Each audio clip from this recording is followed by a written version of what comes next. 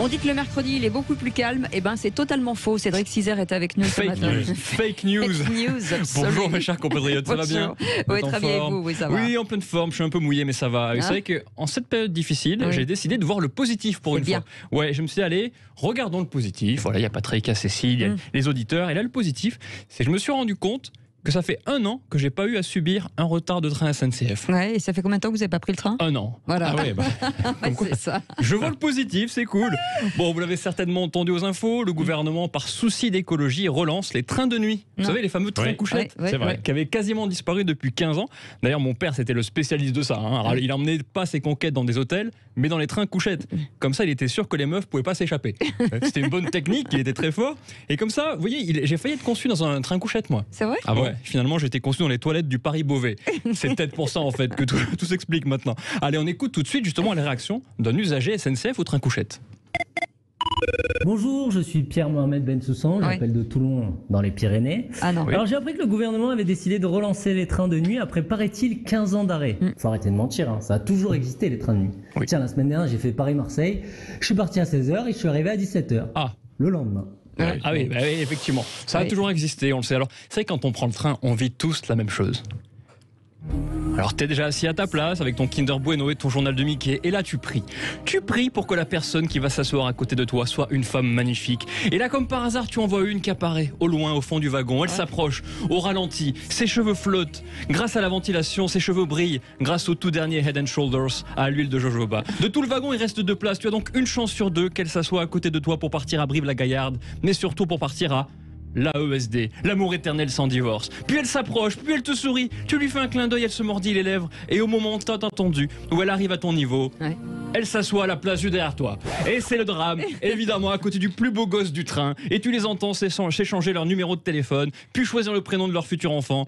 Donc tu pleures, une première fois, à cause de cet échec, puis tu pleures une deuxième fois, quand le sosie de Pierre Ménès s'installe à côté de toi. Enfin, qui s'installe sur toi, bien sûr, et qui renverse son pot de mayonnaise sur ton Mac, tout neuf. Voilà, et vous avez vu, on a tous vécu ça. Patrick, je sais, à chaque fois qu'on prend le train, on dit pas les places à 4, pas les places à 4, et une belle meuf, et non, jamais.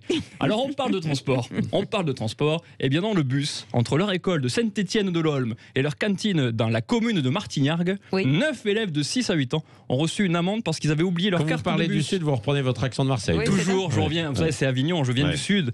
Et alors ils ont reçu, ces enfants, une amende parce qu'ils avaient oublié leur carte de bus pour aller à la cantine. Alors ça c'est terrible, ils ont été verbalisés par le chauffeur de ce bus. 83 € de verbalisation, 83 € d'amende pour des enfants de 6 ans. Pour payer, les pauvres petits vont devoir hypothéquer leur peluche Choupi. Alors bien entendu, cette histoire a choqué de nombreux auditeurs. Bonjour, je m'appelle Brian, j'habite au Mont-Saint-Michel-Sardou. Alors on verbalise les enfants de 6 ans maintenant.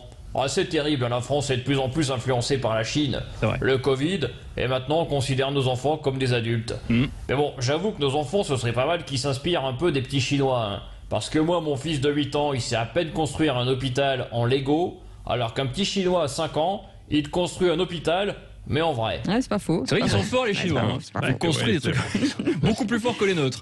Alors je rappelle que les enfants ont été verbalisés sur la route de la cantine. Les pauvres enfants sont pris non seulement une amende, mais en plus, comme si ça suffisait pas, il fallait ensuite qu'ils mangent les salsifis de la cantine. Donc c'est la double peine. Mais c'est bon les salsifis. C'est horrible les salsifis. À 6 ans, c'est moche. Oui, c'est très moche. Et il paraît qu'il y a un gosse qui a pas pu payer l'amende directement au chauffeur parce qu'il avait oublié son American Express. Alors le chauffeur lui a saisi son goûter. Et c'est vrai que tous les enfants en infraction maintenant sont transférés à la prison de Florimérogis Kids. Voilà. Alors Cécile, Patrick, pour animer l'émission, est-ce que vous êtes payé par virement ou en nature?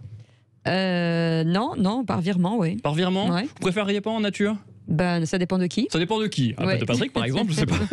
Parce que vous avez vu cette information incroyable. Le gouvernement des Pays-Bas a confirmé l'autorisation pour les auto-écoles de donner des leçons de conduite en échange de paiement en nature. Alors ça, c'est incroyable. C'est vrai en plus. C'est une vraie info. C'est une vraie info. Regardez sur le Figaro. Depuis cette annonce, 90% des Hollandais ont quitté leur boulot pour devenir moniteur d'auto-école.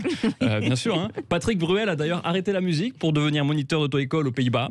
Oui. Et après, comme tu es payé à l'heure, c'est sûr que selon le physique du client ou de la cliente, tu es plus ou moins content d'être payé en nature. Écoutez un professionnel.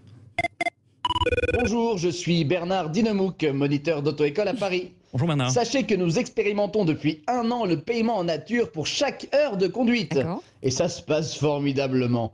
Là, j'apprends à conduire à Laetitia Casta. On en est à 482 heures de conduite. Mais je vais lui rajouter une centaine d'heures avant l'examen. En revanche, j'ai Roselyne Bachelot qui vient de s'inscrire. Bon, je vais faire en sorte qu'elle apprenne à conduire en 15 minutes.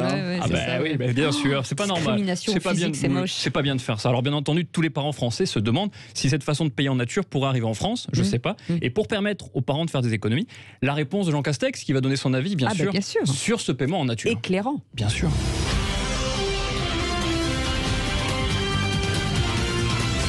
Français de Français, le gouvernement ne peut en aucun cas cautionner quelconque paiement en nature. Bien sûr.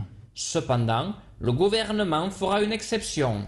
Vous pourrez désormais payer vos impôts en nature. D'accord. Ce paiement exceptionnel se fera uniquement entre minuit et 3 heures du matin dans mon bureau. Ah bah oui. C'est pas bien. Ça. Il a pas dit avec lui, dans son bureau. Peut-être que d'autres personnes l'attendent. C'est fake news. Fake news. Bien sûr. J'attends mon virement en nature, du coup, Cécile, la semaine prochaine. Je crois que vous allez prendre en travers de la figure, surtout votre virement. Voilà. Pas peur. Je l'ai déjà pris, c'est pas grave. Allez, dans un instant, beaucoup, on va regarder les journaux et puis ensuite notre petit déjeuner d'actualité, les sujets sur la table autour de la guerre.